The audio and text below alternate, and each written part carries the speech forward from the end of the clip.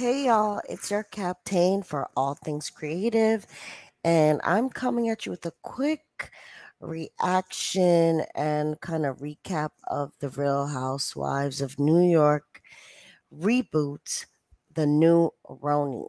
So, if you haven't already, please subscribe and like, and let's get into the taglines and my take on this new show and this new episode in what is the reboot of the Real Housewives of New York City. So the first person and tagline that we're gonna get into is Uba. Now, from what I understand, she is Somalian, but also originally based in Canada before coming to New York. And her tagline is "The secret ingredient, darling, is me." And Uba, I think here is also giving a nod to her hot sauce because she does have a hot sauce line that apparently Oprah likes. And I actually have her hot sauce. So I think that she, like many other housewives, is going to use this platform, of course, to further her business career. She's a model, but like Candy and all the other savvy housewives, it's a very good platform to grow your business. So I really think that she's probably gonna be giving us her fabulosity and all her realness, but also probably pushing that hot sauce too. All right, so the next tagline is from one of my favorites so far. It's Jenna, and she's very fashionable. She used to be top brass at J. Crew, and her tagline is "My lashes may be fake, but I definitely keep it real."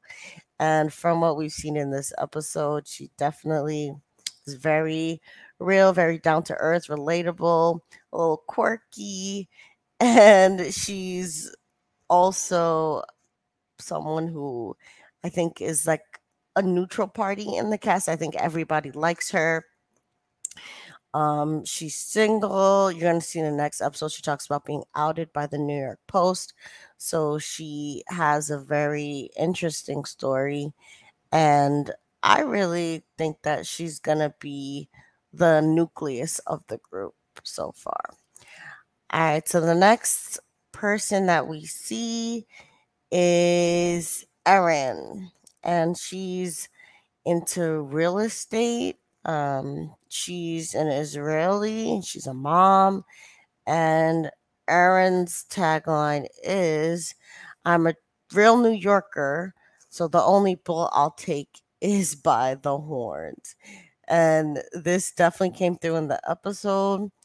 Erin is arguably looking to be the villain this season. The villain is either going to be her or Bryn because they had this whole falling out over cheese, which I think is hilarious.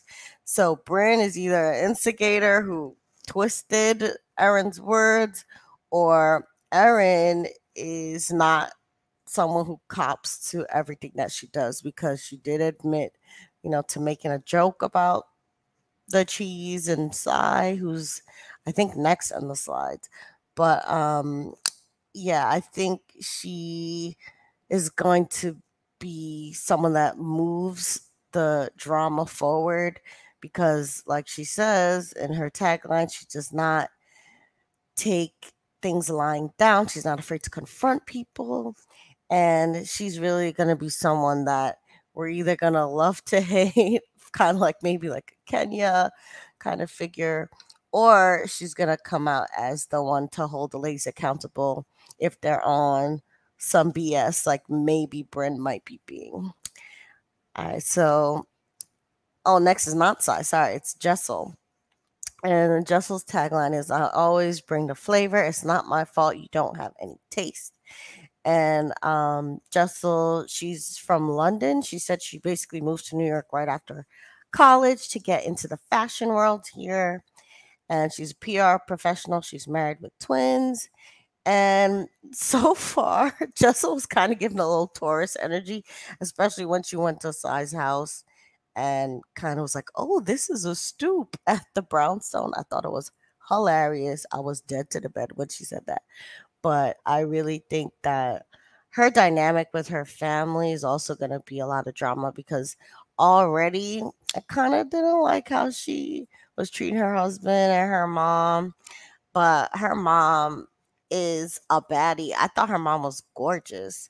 So I think we're going to see a lot from her family, and they might even outshine her in some of the scenes. But for now, she also seems like she kind of gets along with everybody. So she's going to be good for the group. And I think her family is going to be good for drama. And the next slide is Sai finally. She is a kind of influencer, and her YouTube channel is Scout the City. And her tagline is there are a lot of bad apples in New York, but I'm the baddest of the bunch. And she's definitely very fashionable, very fabulous. She's a Brooklyn girl like me. She's Afro Latina. And I think, in terms of like the full breakdown, she's Puerto Rican, Brazilian, and Cuban. And I automatically love her. I thought it was so funny how she talked about, getting Washington sets because honestly, you really have not gotten into the glory of Brooklyn unless you've had a full wash and set with the rollers from the Dominican salon. She's all of that and a bag of chips. And I really like her. And she also does not take bull. But unlike Erin, I don't ever see her, or I don't get the vibe that she starts things, but she looks like she will finish it. So this cast already is amazing. The first episode gave who was missing that I thought was going to be on the show was Lizzie. This was from the Color Me Pink channel. Um, I had thought that she was going to be on the show, but I think she quit. From when I went on Twitter, it said she got a lot of anti Semitic comments. So maybe because of what was circling around about her being a Zionist, she got a lot of backlash. But I don't really know. So maybe we'll see her, maybe we won't. But the next person that we did mention before is Bryn. And her tagline is I love to laugh, but make me mad, and I'll date your dad. And Bryn is giving main character energy. She seems to be somebody who, again, might be the start of a lot of drama. And I really automatically like her for the show because she's not afraid, to be, I think, the bone collector or instigator when she needs to be. But she's overall a lot of fun. She gives off a fun vibe. And that's what a lot of these shows are missing. So I'm here for Bryn. And what do I think overall of how the reboot compares to the old New York? This is the main question. I want y'all to answer that in the comments, actually. What do you think? And how do you feel about, the old legacy cast, getting this big shakeup? For now, I'm here for it. I think that both shows have their time. The old New York cast, obviously, they gave us a lot of iconic moments, iconic characters, but really, we can't have a depiction of New York without the diversity that you see in the new cast. So I think the new New York does represent more what New York is now.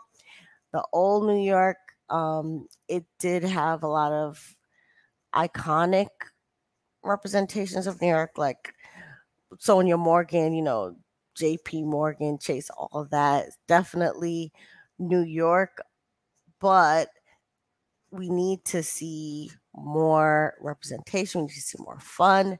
And this, I think, is the way you do diversity, right? You can't just, insert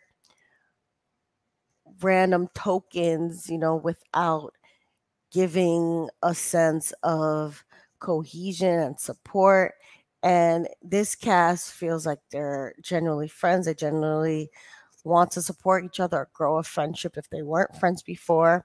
So I think both old New York and good New York have their strong points, but I'm definitely here for the new New York.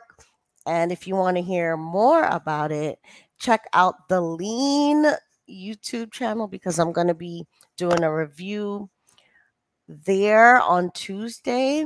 So you'll hear more of how I feel when I'm more awake because obviously, I watched the show late while I was nursing my son and he's asleep now. So I'm about to go back to sleep. But definitely check out the Real Housewives of New York reboot. It's worth it, it's fun. And like, share, and subscribe. Take care. And remember, you are the master of your fate and you are the captain of your soul. See you next time.